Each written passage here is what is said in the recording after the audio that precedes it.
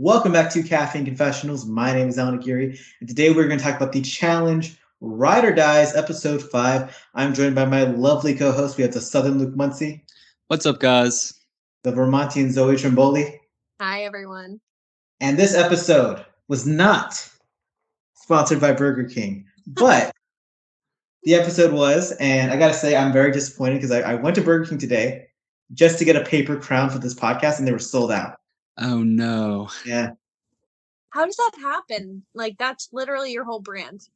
The girl there was like, man, we used to have a lot of these. She was like literally like searching around, going into the cupboard. She was like, we really don't have any. And yeah.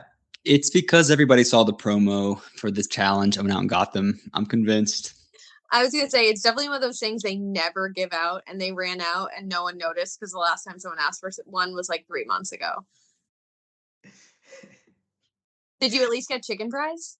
No, I only got a Diet Coke. I wasn't trying to eat too much. I was like, I bought a Diet Coke to be respected. Like, I didn't want to ask for a crown and get nothing. So I just got a Diet Coke and I got out of there. But yeah. Let's just jump into this challenge though. We have an episode challenge and we had a pool party to start the episode. And I love starting the challenge with the pool party because it gives you like a good glimpse of the house. It gives you that old school party vibes. People look good in their bikinis. People look good with less clothing on. And you kind of get a glimpse at who's hanging out with who, what are the showmances going on. I was into it. I feel like one thing that this season is doing really well is showing us these fun things they do, because often you'll see like the challengers on Twitter say, well, we did this, they just didn't show it. We're getting all the parties, all the hookups, all the fun stuff. Yeah, I think they are leaving out a little bit of the drama, but I do like to see them having a good time. I love watching people canoodle because I would absolutely, if I wasn't canoodling myself, would be like right in there, like gossiping and pointing out all the people that are vibing. And I would have a hard time watching the inevitable train wreck that is Olivia and Nelson. They had "Shake It" by Metro Station playing, great song. We had Nelson and Olivia, Fessy and Colleen, Laurel and Horacio. Colleen looked amazing. Just like a side note, like in the background, some scenes, I was shocked. Girl, she's amazing. I love her. But the more interesting moment to come out of this pool party is a new fling emerges as Johnny Bananas and Mariah are a thing, and she says, "Well, physically he's not my type, but he's goofy." So, yeah. What a compliment. That's her way of saying, I don't like guys with receding hairlines, and he's too old for me. But this goes back to our point of Bananas can only hook up with rookies because they don't know him well enough yet. Because I think she actually specifically said he has an amazing personality. And I was like, where? My favorite part was when she said, my mom warned me about him, telling me that she's not watched the seasons previous, and her mom has, and is a smart lady. Yeah, he's the Leonardo DiCaprio of the challenge. It's just like only people who are under 25. That's literally the thing. And I honestly, like, Mariah is a girl who lives in the gym. So like her entire life is like people like that. So Giant Bananas, like he told a joke that he hasn't heard before, even though everyone in the house has heard it in every other season he's done. She's like, oh, that's funny. But if she did a second season with him, she's like, wait, you told that same joke last season. That's the main thing that's going on there. But I don't know.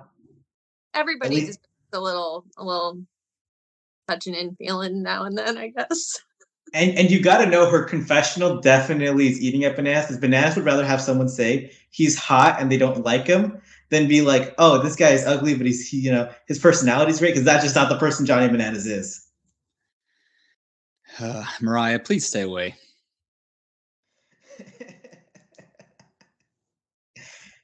Ooh, we go from this pool party though to another party, and people are getting their eyeliner on, their XD Roar eras going.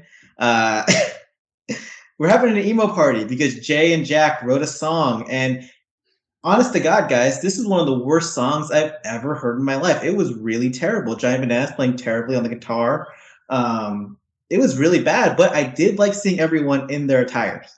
Listen, and for you to say that is incredible, since we had to suffer through Alien by Emmy last season. But this was bad. This was just like, we're not at summer camp. We don't have to do this. I mean, I get how it tied into the rest of the episode, but I was just like, oh my God, just show us the party. I think we are kind of at summer camp, and I think it made perfect sense. I didn't expect it to be a top 40 caliber song. I wasn't expecting to hear some like Yellow Card or some Simple Plan, because that's the vibe we were going for, I guess. But I have to say, weirdly, although Johnny Bananas may not have been playing the best guitar, I was like, wow, like there's another side to him. He has tried to learn an instrument. Yeah. Is interesting. Hairline receipts, pick up an instrument. It's that logical order. You got to have some way to pull in the ladies, especially, when you don't have an amazing personality. That's true. I will say, watching them get ready for the party was honestly more fun for me than seeing them at the party. Yeah. Just because, like, I would gather that none of those people, besides maybe Jack, because he shared throwback pictures, were considered emo in high school or the early 2000s. And like hearing the commentary from Veronica and Anissa, like, what does an emo person even do for their makeup? It was just like, do they know how to do their makeup? Is what she said, and it's just so funny too, because like we had people who were on the show back when like that era was popular, but the show didn't have anyone who was dressing like that. And I was trying to think back, and it's like nobody. And like you could say Cara Maria, but Cara Maria was just like not even fully on that level. I thought of like Sarah when she first started, like maybe even her Real World. But even that, to say like full blown emo might be a stretch, but the closest thing. Yeah, I think maybe like a year too, but like even then, like they came on their first show, and then they're like, "Oh, this is how people on the challenge dress. I got to change to that." And so it was, it's funny because like the challenge lived through that era, and people weren't really dressing like that. And yeah, so fun looks, bad song. We get to the daily. And it's a grueling daily. It's a very intense one.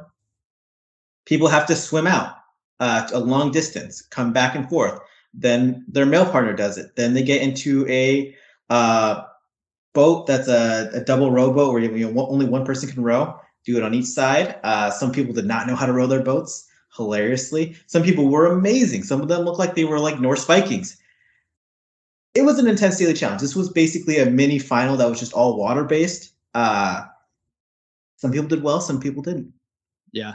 And I'll say, as like a viewer, I didn't appreciate how long the daily was. However, we've been pretty blessed the past couple weeks with like 10-minute dailies. So I get we should see everybody showcase their strengths and weaknesses. So I'm not going to complain that much. But I think it was a good show of like who can do what and who suffers.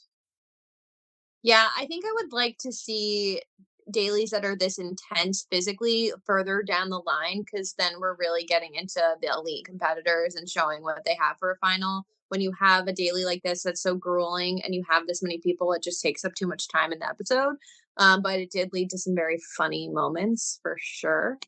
Yeah, I did find it funny that because as they were hitting their checkpoints, they just collected tokens, but they kept calling them puzzle pieces. I'm like, well, you're not really solving a puzzle here. You're just putting the pieces on. It was just collecting tokens to me. I did take down who did well. So in the swimming portion, Michele and Laurel were very much, I think, the two best swimmers overall. Laurel took a very quick lead. Laurel, historically, good swimmer, but it's never been her biggest strength. But she's just so good at everything that she's still the second best girl in swimming. Very impressive performance by Michele. We saw her come in second place in the swimming challenge on Double Agents too. She's good in the water. Survivor. Yeah, and I go back and forth of like, just because she's on Survivor does not mean that she's a great swimmer, but like pretty much everything they do is water based in some facet or another, so it makes sense. And I believe she said she did swim distance in high school, so she's that's big for her. It's a big strength. Tori also did very well. Nani did solid. When it came to the swimming only part. Nani can swim. Yeah. On the men's portion, we had multiple good swimmers. Jay was really solid. A few people were really zooming though. Jordan, where Anissa was very much like third, like a distant third from Laurel, Jordan cut up to second place right behind Jay, like on his tail by the end of it. Horacio, Olivia was in fifth, and he got them all the way up to, I think, third, pretty close up. And then Fessy in the males heat. Also, Mariah was in fourth. He got them up to second place during his portion. And like right on the edge of Devin and Tori, who were both very solid. Devin was actually pretty decent too all throughout. Then we get to the rowboating. Actually, let's talk about who can't swim. Nerys is actually just as bad of a swimmer than Nelson, which I didn't know and think that was possible. It was bad. And even like when she finished, she couldn't even hardly get up on the platform to let Nelson take his turn. It was really, really, really bad. I think if you're not a good swimmer, like the shorter distances, at least like you won't be completely gassed. You'll just be slow. But on top of having to do that amount of swimming, like she was just done. Yeah. Amber also. Was she after Nerys or before? They were. She finished before Nerys, and like Chauncey wasn't great either. Neither of them were that. Well, good. And just to compound on what Zoe said, okay, you're a bad swimmer. Add on the distance, but also you have to lug this puzzle piece token back, which limits your movement. People struggled. Nerys struggled. That was hard. And Amber and Chauncey DQ'd, and TJ didn't even know that a DQ was possible in this challenge, and I just thought that was so funny. Yeah, I like that line a lot.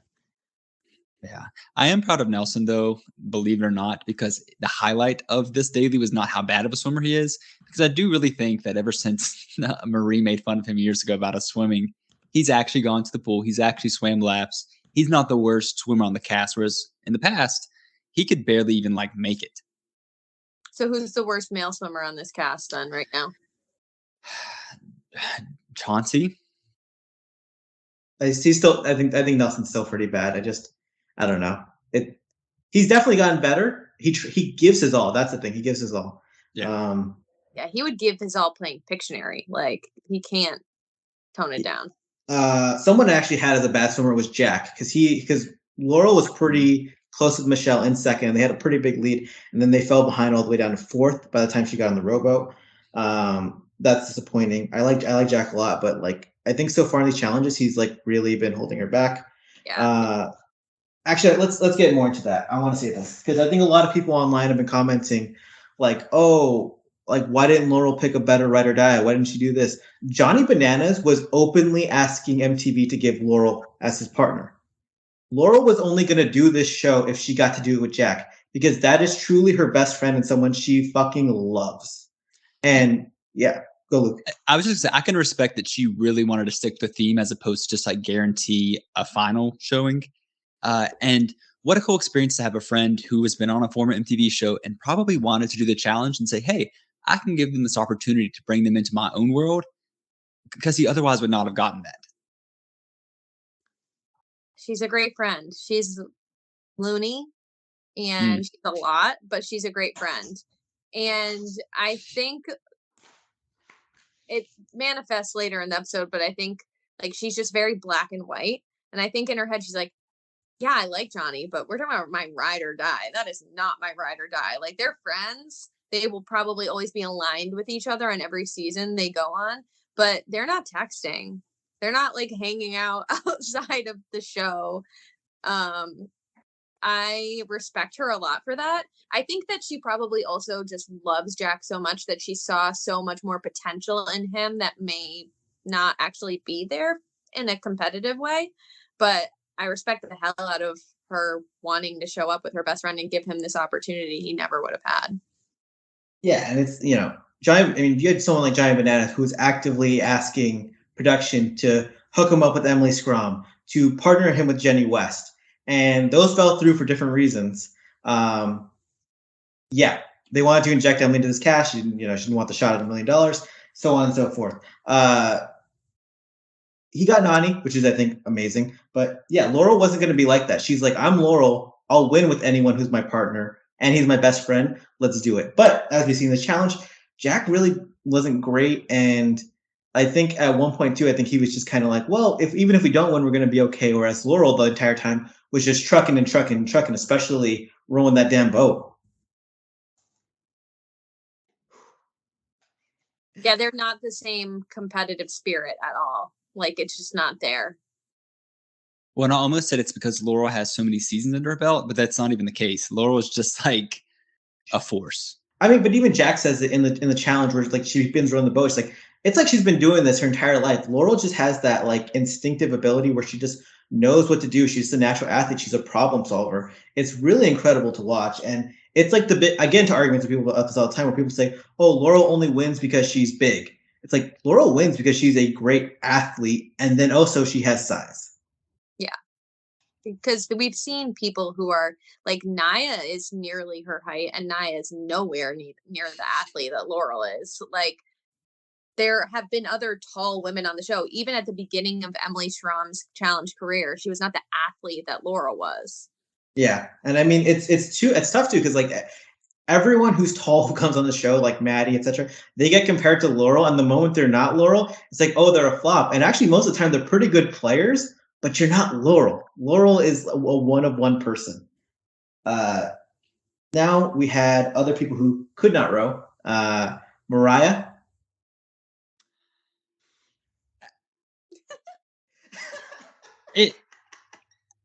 I just like got a flashback of when I watched that, and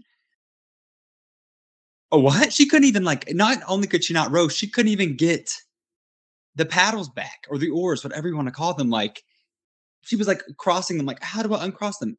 Push them out a little bit, recoup, figure it out. And she's like, it's not like the rowing machine, which furthers Alan's point that she lives in the gym. Like, the rowing machine is nothing like actually rowing a boat.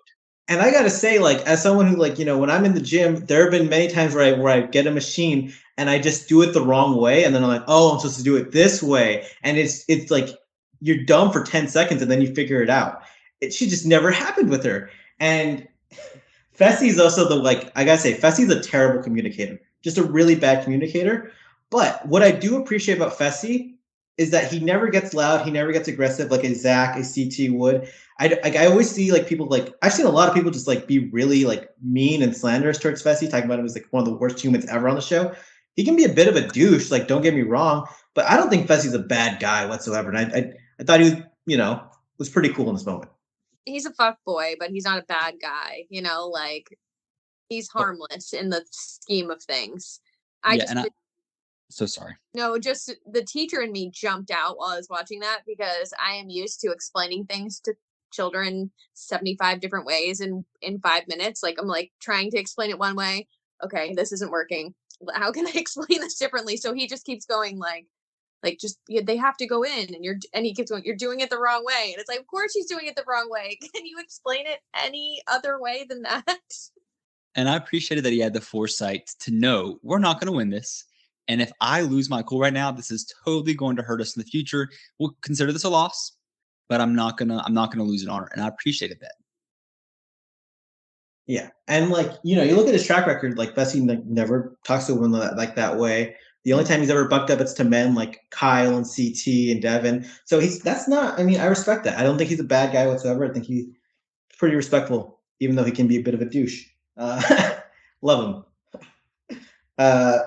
Nani also couldn't do it. And also, I think Bananas hit a level where they realized they weren't going to win. And then they're like, let's just stop Nani. They just stopped. There was a moment where a team were about to talk about doing really well with the rowing past them, and you could see Nani in the background, and she was just like, we lost. They were literally just sitting in the boat at one point. I'm like, I guess you're just sitting there so you don't get labeled as a DQ or whatever, but cool. Olivia randomly did pretty well in the rowing after gassing out in swim, which I was very proud of, because I was like, oh no, she gassed out in swim, but she showed she had some heart still. Horacio actually didn't do as well with the rowing, weirdly. Jordan found just absolute machine. At first he was like, well, I don't know how I'm going to do this rowing thing because I only have one hand, but we'll figure it out. We'll find a way. It's like when I apply for a job on Indeed and I'm just like, I'm not qualified for this. We'll figure it out. Yeah. And we got Anissa's fake tears in her confessional about how inspired she is when there was no water coming from her eyes. But very cool that Jordan, and listen, I feel like we always say this, and in a way we can stop, but in a way it's also really cool that we continue to. Jordan's just going to do whatever's in front of him. Like, it does not matter at all at this point. Yeah, I can't get tired of just pointing out how incredible he is. Yeah. He is just facing a level of adversity that none of the other people are facing. And it's just like Anissa said, we don't need to fake tear up, but it's such a testament to his determination that he has just had this mentality from whenever he decided in his life that whatever was in front of him, he was going to do it. And he wasn't going to make excuses. He was just going to figure a way through it. And I think it's incredible. And it's never gonna be like common for me. Like I just watch him bench press, or even just like how does he do that? How does he's a beast. Yeah, he kills it. One other team before we get into like the winners that he's killed it, and that was Kim, just being maybe the greatest rower of all time. I mean, maybe it's because he's so tall. He was like a He's European. Like, is it a European thing to know how to do? He looked like a Winklevoss twin out there. He looked like he was incredible. I was very impressed by him. And like you could tell on his and Colleen's faces, they were like, oh my God, this is really cool. Like we're actually competing. Like we're actually in this. I was like almost wondering, like, are they editing this to make it seem like he's going faster than he is? But then he was just zooming by teams. Mm-hmm. I think they did edit it then to make it look like it was a closer match between them and Tori and Devin than it was. But I do think that they crushed it. And yeah, I do think it was actually like a close second place in their heat. And I got to say, we had Devin, who we just talked about Fessy not yelling at his partner, was not a fan of like near the end, like once they could see the pressure coming from Kim and Colleen, where Devin just starts yelling at Tori. And I know it was just the heat of the moment and they got a good camaraderie, but I didn't like it. I didn't either, but again, I'm continuously impressed by Tori this season because she didn't even react to it. She was just like, okay, how can we fix this? Even when he was yelling, no, my oar is stuck in the puzzle piece. She's just like, okay, let's figure a way to get it out. She is working on me hard. I think they also have a good enough relationship that she's not going to take that stuff personally. And because she does have like a competitive sports background, I'm sure she's had teammates, coaches, whatever, people who've talked like that in the heat of the moment. So I think she can compartmentalize that. Maybe at some point she'll be like, yo, don't fucking yell at me while we're doing a challenge. But she's not ever going to take that personally because it's not personal. Yeah, and she was engaged to Jordan. Yeah. You're like, oh, Devin's using his inside voice compared to Jordan. The two teams that did win, though, were Tori and Devin, who were literally like first place from the beginning to start once Tori got done with her swim. And then Michele and Jay, who did the same exact thing. And in the end, Michele and Jay take home the win. It is a grueling daily challenge. And the fact that they come out on top when you have so many strong pairs, so many strong players in it, it's a win that should have had them looking like they were real threats, like they were impressive, like they were a strong duo. And I think they are, to be honest, but we see what happens later. So I feel a little biased even talk about it right now, but I'm happy for them. And they've won more money now than a lot of people have on the show. $5,000. $5,000, and everyone gets a Burger King house party. And I love watching my favorite reality stars with immaculate bodies who look like models, pro athletes, Instagram influencers, just housing Whoppers and fries while wearing paper crowns. I love that shit. Well, they definitely earned them after that daily. I think their caloric output was pretty significant, so they could afford some Burger King. Yeah, I could not afford Burger King. That's why I got Diet Coke.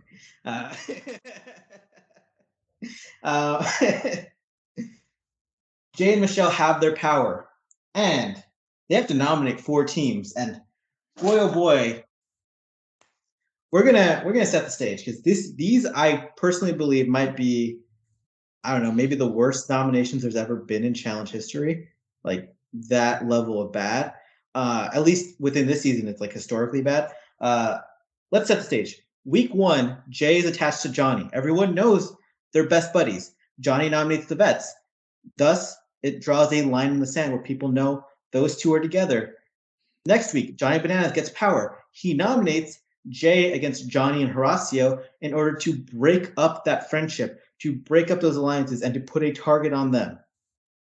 Even though Nany is like, Michele thinks that Nany's her best friend, wasn't strong enough to keep them out of this vote, where literally the entire house was available. It wasn't like we were down in numbers. The entire house was available. Fast forward weeks, and now they have the power. Why would you not nominate Bananas and Nany? Like literally, like your friendship wasn't good enough to save you when there were that many people. In a few weeks, the nominations are going to be 4 out of 8 teams, 4 out of 7 teams. And even if you wanted to keep that mended friendship, they could have easily just said like, "Hey, tit for tat. I'm so sorry. Numbers have dwindled a bit since we were nominated. Like, this is just the same type of situation." And I'm going to take it even further to say, rookies have gone. It's probably time to shift who you're working with. And I hate to do this, but I'm going to blame Michele because I do think that I love how y'all are both not shocked. You're like, yeah, that's who it was. But like, Kim and Colleen are so easy to throw in and say, I'm so sorry. It's just how it shakes out. They have no prior relationship with him. I get the weirdness of nominating Olivia and Horacio, but the fact of the matter is they're probably going to go in every single week until they go. Like, throw in a random Nelson and a Reese who you've never, well, probably not Nelson because of Jay, but still, there are other options. What the hell? So in my head, they're talking about wanting to make a power move. They're trying to want to change the game. You're talking about a power move, a way that is guaranteed to change the game. The 4 teams that you should have thrown in are Bananas and Nani, Tori and Devin, Fessy and Mariah, and Olivia and Horacio. So boom. All right, let's. It might be a scorched earth way to do it, but like, then have a conversation with Veronica because she's a political mastermind. Talk to her. Get Nelson and Nerissa on your side. Pull in Kim and Colleen. Start collecting some people because that move right there guarantees one of the strongest teams goes home. So we got to get back to just the bananas point first, though. We got to really hammer that out. I'm sorry, we have to, because even if it works out, like Johnny Bananas has sold so many people up the river, including his ride or die Nani in the past. People who work with Johnny Bananas do not win the game. Johnny Bananas aligns with people like Leroy and Kyle, who he knows he can beat in a final. So that is what you're selling people out for, just to be someone that either Johnny Bananas betrays or someone he beats in a final. Secondly, you drew the line in the sand week 1 by aligning with Johnny. By doing this and caving to Bananas, you look so incredibly weak and fearful of them. And on top of that, by not making a strong move, you make yourself an easy vote for later weeks. Because if you go after strong teams, all the teams you did not nominate know that you're playing a legit loyal game. And when you end up in the draw with them, they will keep you in the game because they know you will ride with them. But by playing this scared style of gameplay, you're just an easy vote out. You're the new Tommy and Annalise. You're the new Kim and Colleen to everyone else. We're like, all right, let's just toss them in because like the vets want them out, the rookies want them out. We can't trust these people. And they have such a glaring weakness as a team in their size that if there's any headbanger elimination that they are possibly going into, they're screwed, frankly. Michele is tiny. Jay is probably the smallest guy on the cast. It's not going to work for you. Like, you did have options. I think Michele just completely overthought this to death. Next, we have the Laurel and Jack part of the equation, where Jack and Jay are very close in the house. They are best buds. They wrote a terrible song together. We're all tied to the people we write terrible songs to. But she's terrified of Laurel. But it's the potential threat of Laurel, not Laurel actually saying she's going after her. It's the potential of Laurel disliking her, where she is then like, okay, well, I don't know if that's going to work out. She nominates her based off potential rather than Bananas and Nani, who have actually nominated her, which that doesn't add up. It's ridiculous, especially if you don't nominate Laurel and force Laurel to strike first, then you are at least vindicated in your thoughts. And it proves that Jack is the person who is untrustworthy to Jay rather than you who is untrustworthy to them. And again, it piles and piles and piles on. And fucking not nominating Bananas and Nani is so ridiculous. It's like we get an IOU from them. That's what they say. And it's like, that's like when your mom drives 80 miles out to like get 8 cents less on gas. It just doesn't make sense. Like it's not worth it. It's so ridiculous. And the most ludicrous part of it all is the fact that they did not ask Bananas and Nani before they made the nominations, hey, if we keep you off, will you look out for us for an IOU? And they didn't ask Laurel and Jack beforehand, hey, Laurel, do you actually hate me? And before I nominate you, why the fuck is that not happening? Well, what Michele failed to do Michele failed at a lot of things. A few of the things Michele failed to do, she should have capitalized on this friendship between Jack and Jay. Like, seeing those two women next to each other, I was like, wow, like Michele could never win the show as long as Laurel's there, just because like there are two different types of people. But say, hey, girl, like I'm not going to put you in. Like I know that our partners are really good friends. Like I would love to work together. Laurel might have said no, but I doubt it when she's in the position she's in. But my other take on this is, even with the nominations that they make, it was such a, I don't want to say the word, a chicken move. Phoned in. It was phoned in. Well, by putting Kim and Colleen, it's like, that's the scapegoat of all scapegoats. You're trying to have an out. If you're going to make a big move, throw in Johnny and Nany with them. Whoa, those are crazy nominations. Probably will bite them in the ass later on. But a big name or two big names are going home regardless. But instead, they were like, oh, Kim and Colleen. Yeah, and that part of the equation. I also don't want to let Jay off the hook too much, because as soon as like Jack and Laurel came up, he was like, yeah, I know you've got a thing with Laurel. Instead of being like, have you ever tried to talk to Laurel? Because Michele just got completely intimidated by Laurel, because Laurel is an intimidating person. Like she is a powerful presence. But instead of like thinking through, am I just paranoid because she has people that she's friendlier with than me? She just decided that Laurel hated her because Laurel's not trying to be her best friend. Like, girl, she has friends there. Like, she doesn't need to try to be your best friend. And like, it's kind of crazy that a person from Survivor can't understand that you don't have to be best friends with someone in order to have a working relationship. When so much of Survivor, it's playing the numbers, playing the logistics.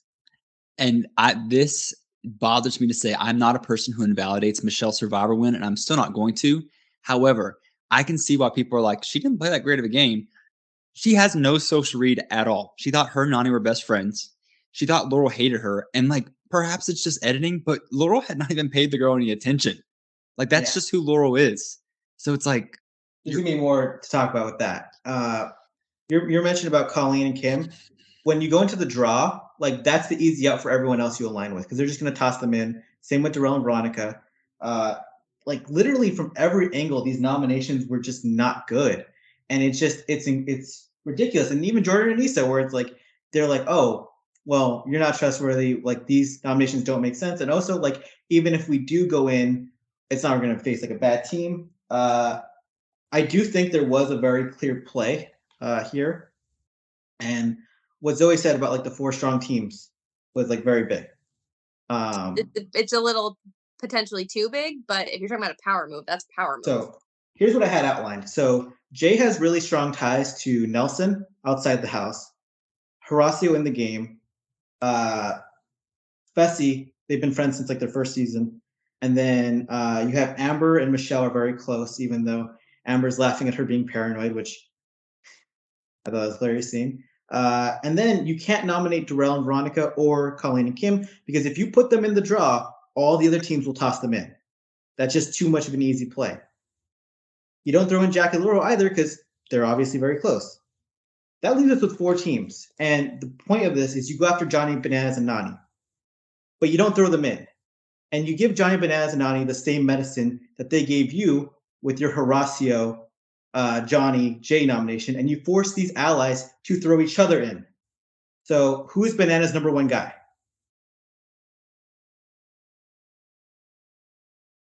Jordan? It's Devin. It's pretty like they're every scene they're very charming. I was thinking Tori and Devin are they're the next obvious choice too, because they're not aligned with them regardless. So you make Devin and Tori the other nomination, and then who are Devin and Tori's closest allies? Anissa and Jordan.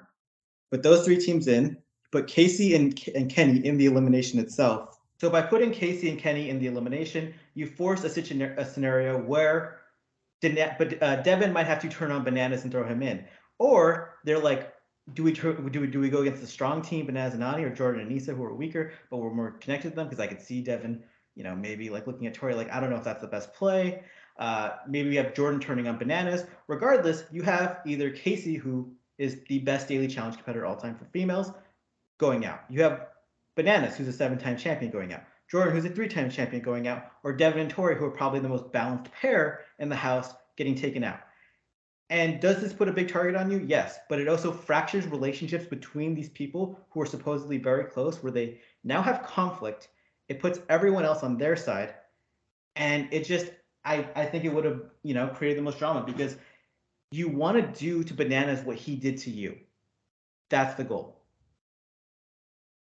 And it's just so like there's so many layers to it, to the scenario you just said, because if Devin and Tori go down, chances are Devin would want to put Johnny in, just because like this is a new friendship. Well, not even new with quotation marks. It's a new friendship. They have not liked each other. Nani would not choose Casey in any scenario. Anissa and Jordan would probably be like the best team to beat just because of Anissa, but don't forget that Jordan's there. So like you're right. It would make everybody pull their card. It would just you want to force the most conflict out of the nominations. That's the thing. You either want to have the least conflict or the most conflict, because that way people are going after each other and maybe the target gets taken off of you a bit. It's a bad daily to have won, to be honest, just because there are not those like just spare rookies on the side that you can get rid of at this point. They really messed it up. They really made Nelson and Reese look like Einstein and Stephen Hawking.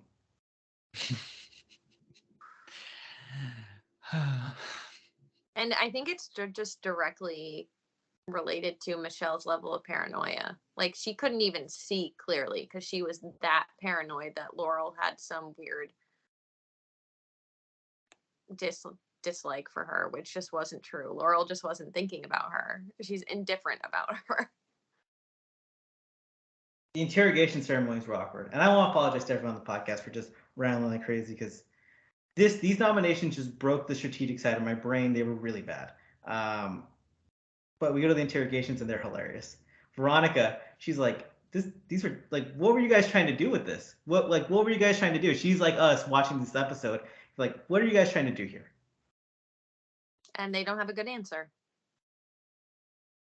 You have the instant regret on Jay's face. Colleen and Kim just play their I'm Colleen and Kim card, like, hi, bye. Jordan calls them like, calls them like, what are you guys doing here? Like, this is why people think Survivor's untrustworthy, because of shit like this. Mm-hmm. And Anissa even mentioned, like, why aren't Bananas and Nani here? Like, not to throw them under the bus, but you had a good reason. So what were you thinking? To get clowned by basically every team in your interrogation is not great. The best was Laurel and Jack, though. Michele and Jay just ramble for 2 minutes in silence, like me talking a few minutes earlier. But it like eventually they're like, "What are you guys gonna talk?" And Laurel's like, "Oh, did you guys ask a question?" She had a great point. She did, but I can't help but like, and this is not the real world, so maybe this point of mine is just stupid, but like, come on now. I get that you're mad, but also it's like, it's phenomenal TV, because I was even watching it like, oh my God. But in the same sense, like, I'm two ways on this. They could have really buttered up to them and been like, what was the move behind this? Michele and Laurel could have hashed it out there. But in the same sense, who does Laurel have to be that scared of? Yeah, with these nominations especially too, it's like, well, okay, I'm Laurel. I'm better than everyone. The same way like people like seeing CT say choo choo and stuff like that. I like when Laurel is Laurel and like 100% like unadulterated version of her. I live for it. It's just so intense. It's like being in an intense work meeting, though. That's really what it is. They're at their job, and why say more than you need to say? She did not ask a question. She just was explaining why she was so paranoid, and Laurel's like, cool. What do you want? What Laurel has mastered that I feel like a lot of people in this world have not, she doesn't owe her an explanation at all. She's already going in, so what's it matter? And what broke Michelle's brain is like we see the scenes after where they're talking in bed, and like Laurel has such a level of directness to her that Michele just cannot comprehend. And the challenge is not Survivor. In Survivor, you're always open ended. You can't give people like these guarantees, because like they walk into tribal and don't know the votes are 5-1 against them. That's how you play the game. You just speak in vaguities. Whereas Laurel will literally draw out a list for you. And she would have drawn out a list for Michele if she asked, hey Laurel, where am I on your totem pole? She's like, well, Michele, I have this person, this person, this person. Oh, look, you're sixth. That's not that bad. It was amazing to watch. It was. Laurel was just like, again, you put me here. you put me in this position. Why are you looking to me for comfort, for reassurance, for something now? Where was this conversation before? Like, she was 100% right. She, everything she said was right on the money. Michele, if you were this concerned about Laurel, who again is partnered with your partner's like best friend in the house or good friend in the house, why couldn't you just come to her and have a conversation? She can't take the heat. And maybe this is the point I was trying to make earlier, but if this were anyone else but Laurel, probably a bad game move because you don't want to go into elimination. And what Laurel's doing now is pretty much assuring that Michele's going to say, okay, well, there's nothing between us. I'm going to throw you in. But again, it's Laurel. So I also think she was genuinely confused. Like, what do you expect from me here? Like, I don't think she was, and she's not gonna be like quivering with fear. That's not who she is. But she was like, I really don't know what your emotional need from me right now is. my take on it was that Michele wanted them to have a conversation about whether or not Laurel liked her and maybe like forge a deal moving forward. But again, Laurel's not in a position where she has to forge deals with you. Also, if you're wondering that, ask her directly. Don't keep just saying, this is how I'm feeling, this is how I'm feeling, this is how I'm feeling. Say, hey, like, do you like me? Like, I sometimes I feel like you don't like me very much. Am I reading that correctly? The challenge is such an incredibly direct game, and it just when people try to not play that style, it usually blows up in their face. Laurel has it down though, and the scene between her and Jack, where like Jack, he talks fake nice to Jay, and then later they're in bed, and he tells Laurel, "I've never like forgotten anything that anyone has ever done to me." I'm just going to be like the detractor here because I actually was really irritated by this. And I like Jack. We're Twitter mutuals. Hey, but he did so much with Jay. Only, and I know it's editing, but only to go back to Laurel and totally contradict it. And I get that it's game. I get that it's strategy. But like to give Jay this weird sense of like, it's okay. We can move forward. And then to flip the switch so quickly, it was just weird to me. And it might be because I'm unimpressed with Jack's performance so far that I'm like looking at him through a harsh lens. I'm not like super impressed with Jack as a competitor, but I think that level of self-awareness about yourself, like that's him recognizing this is a game, but this is also who I am. So I'm going to play this part of the game, but absolutely not. Like I am going to keep this in my back pocket. I'm never going to forget that you did this to me and you didn't even give me the courtesy of a warning. Yeah. Agreed. Like I'm mixed with you, Luke. Like the physical performance has had me down on Jack, but that scene alone, that line alone, had me back on the train. I'm like, that's the most petty, relatable shit ever. I don't know. I'm still not sold because I feel like we just said the challenge is such a direct game, and Yeah. that's not direct. But I get it. I get the strategy behind it.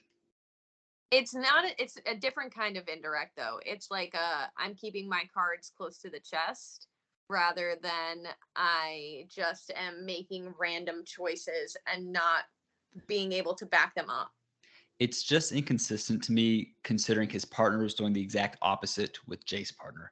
Like, again, it's Laurel. I get it, but like they were operating in two totally different ways. So we didn't see when Jay and Michele reconvened about it, but like there's confusion there. Hey, but those are two very different relationships, though. I mean, that's what it comes down to, and it's also post nomination. If he had done that in like like the day after the nomination, then I think it would be a little more fake. But it's just the fact that like your game is on the line there, and it makes a difference. Yeah, I just don't think it negates my point though that they're still partners at the end of the day. Yeah. So why not go with like a unified front? It makes it more interesting to watch. Yeah, I will say this episode was interesting, at least despite the mess, it was. Because Laurel was the star of the episode. Oof. Darrell and Veronica, they realize before they get to the draw, it's like, hey, maybe we should save Kim and Colleen because apparently it's going to be us two on the draw every time, so maybe we should have each other's back.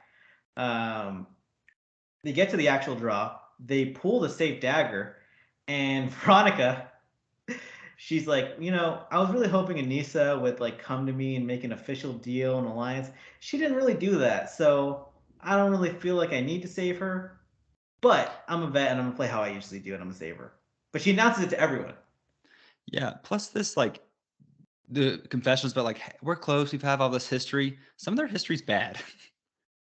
Yeah, I would rather they acknowledge we are gonna look out for each other simply because we've been around the longest. They don't like. I mean, I don't think Veronica likes Anissa at all. I think she just knows she has no other options. And I think the stuff that Anissa did was it on Dirty 30 was just weird to like talk about Veronica's personal life in a way that was not her place to talk about. And I'm sure Veronica hasn't forgotten that. Yeah, she was also like predatory towards her, Yeah. which is another story for another day. But weird behavior. Veronica is just such a reality TV character because it was not even the smartest game move for her to say all that stuff, but she's just like, I'm gonna have fun while I'm here. I'm gonna shake the table a bit. She's not here for a long time. She's here for a good time. I think she was also like realizing, like, based on the way these daily challenges have gone, these things aren't great. Yeah, and I like that Darrell has a good attitude about it too. They're like, we're the underdogs, and we're gonna see how this goes. But I liked her calling it out in front of everyone. It was an OG All Star.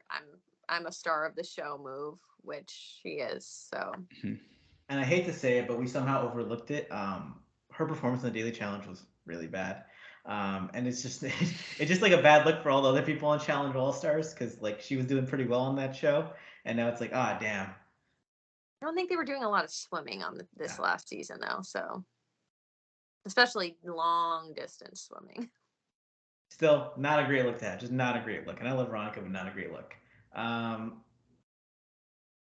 they obviously save um, Anissa and Jordan. Kim and Colleen go up against Laurel and Jack, and it's elimination where there's some climbing, there's some memorizing. Of course, Laurel's in elimination where there's some climbing again.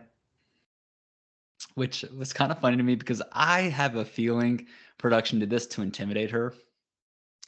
But they obviously don't know Laurel that well because she knows in her heart she won that elimination. So she's not intimidated by the climbing aspect of it. Very true.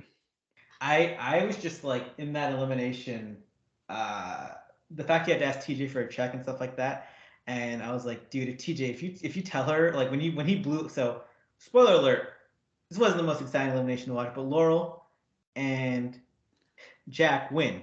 TJ blows the horn, and I was like, well, TJ, she doesn't know that means she won because you've blown the horn on her before, and then you took away her win. Yup.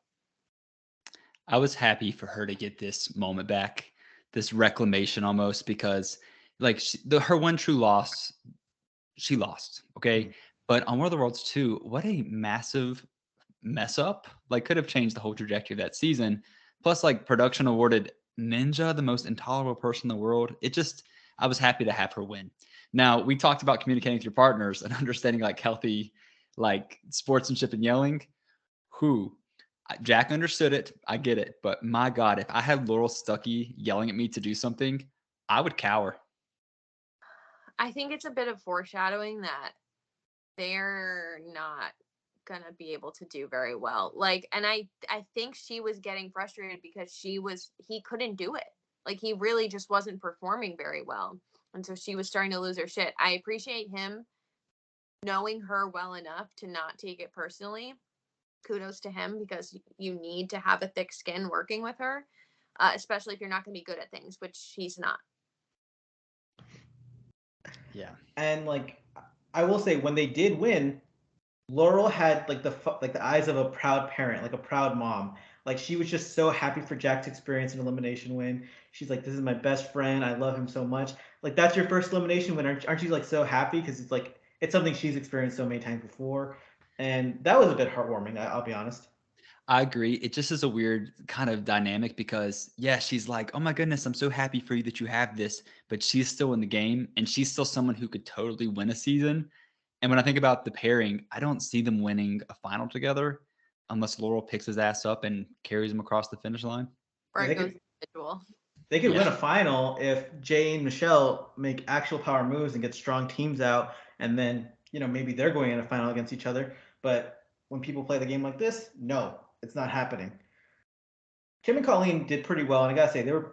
I love them. They're just delightful people. They're just very nice, kind people. Nothing bad to say about them. And I do have one thing I was wondering watching this elimination because they had to communicate. Were they allowed to talk in German? Because I think I that thought the same thing. I hope so. If they didn't let them, wouldn't be surprising, but it's kind of messed up.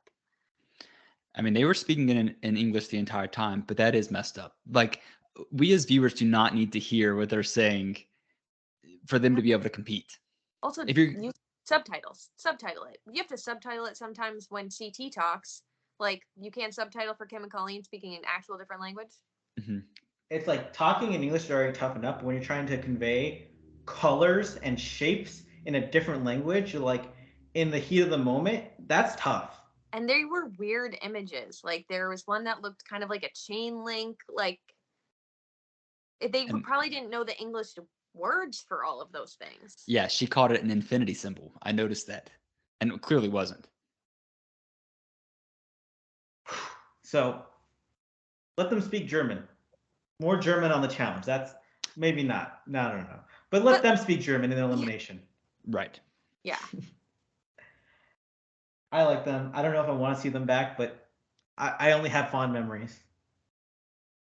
Yeah, I'd be curious to see how they do in another season. Colleen and her boobs looked great in her last confessional also. Great attitude, too, about it all. The height difference between them is just so funny too. Every time they stand next to each other, it makes them look even more adorable. I'm sorry.